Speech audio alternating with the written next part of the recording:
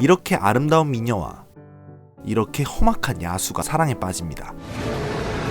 미녀와 야수는 이미 우리들에게 애니메이션으로 많이 알려진 작품입니다. 미녀 벨이 야수와 사랑에 빠지는 과정을 통해서 우리들에게 겉모습보다 내면의 아름다움이 중요하다는 사실을 알려준 작품이기도 하죠.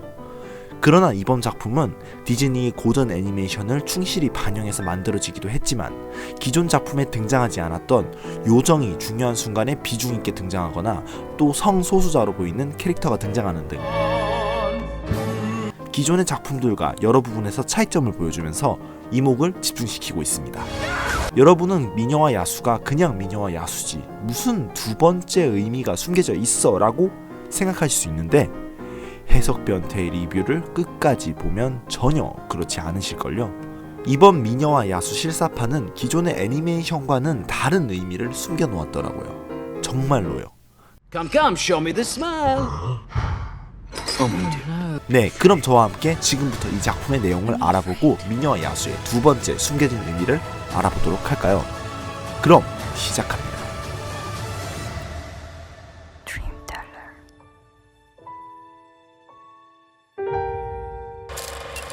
첫 번째, 시골 마을은 고정관념. 벨의 시골 마을은 고정관념이 지배하는 세상입니다. 여성들에게는 특정 여성상이 강요되고 있으며 게스톤으로 대표되는 남성들에게도 특정 성 역할이 강조되고 있습니다. 그리고 군인들처럼 획일화된 사람들의 모습 역시 경직된 마을 분위기를 잘 표현하고 있고요.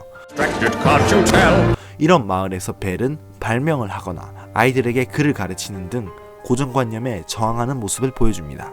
그러나 이런 벨을 마을 사람들은 이상한 사람 취급을 하는데요.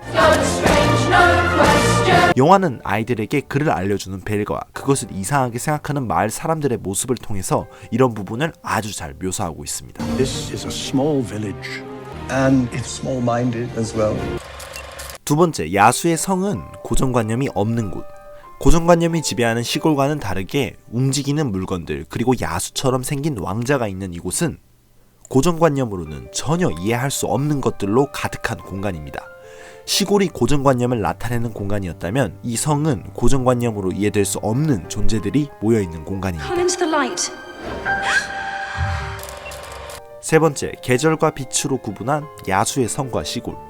이렇게 전혀 다른 시골과 성은 여러 영화적 장치를 통해서 구분되고 있습니다.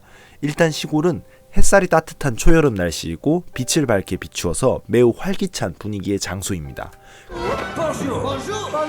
그리고 성은 사시사철 눈 덮인 겨울이고 의도적으로 화면을 어둡게 연출하여서 눈치채셨으려나 모르겠는데 성이 나오는 대부분의 장면은 지나치게 어둡습니다. 스토리 말고도 계절감과 화면의 밝기 같은 영화 외적인 설정으로도 시골과 성의 차이를 영화는 잘 표현하고 있습니다. Who's there? Do you wish to take your father's... 네 번째, 야수의 성과 시골의 통합. 이런 상황에서 벨과 야수의 사랑은 단순한 개인 간의 사랑을 의미한다기보다는 해석 변태의 눈에는, 제 눈에는 둘의 만남이 단순한 만남이 아니라 고정관념이 지배하는 시골과 고정관념으로 받아들여지지 못하는 성의 만남. Hello? 즉 영화가 두 인물의 사랑을 통해서 고정관념의 극복에 대한 메시지를 표현한 것이 아닌가라는 생각이 듭니다. 이 영화에는 유독 다인종 커플이 많이 등장하고 게이 커플 역시 등장하는데요. 고정관념의 극복이라는 프레임으로 바라보면 이런 커플들이 많이 등장하는 것이 모두 설명이 되죠. 기존의 미녀와 야수가 외면의 아름다움보다 내면의 아름다움이 중요하다는 이야기를 하는데 그쳤다면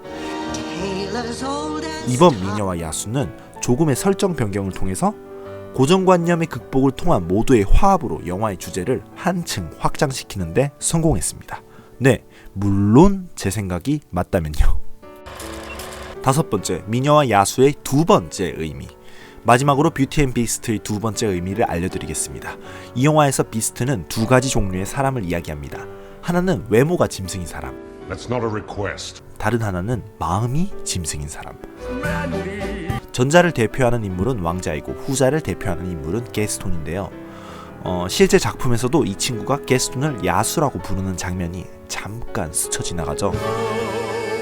그리고 마음이 짐승이라는 비스트의 두 번째 의미를 적용시켜서 이 영화의 제목을 바로 본다면 이 영화의 제목은 전혀 다른 의미가 됩니다. An enchanted world. 외모가 아름다운 자와 외모가 짐승인 자의 이야기, 뷰티 앤 비스트가 아니라 마음이 아름다운 자와 마음이 짐승 같은 자라는 의미를 가진 뷰티 앤 비스트가 되는 것이죠.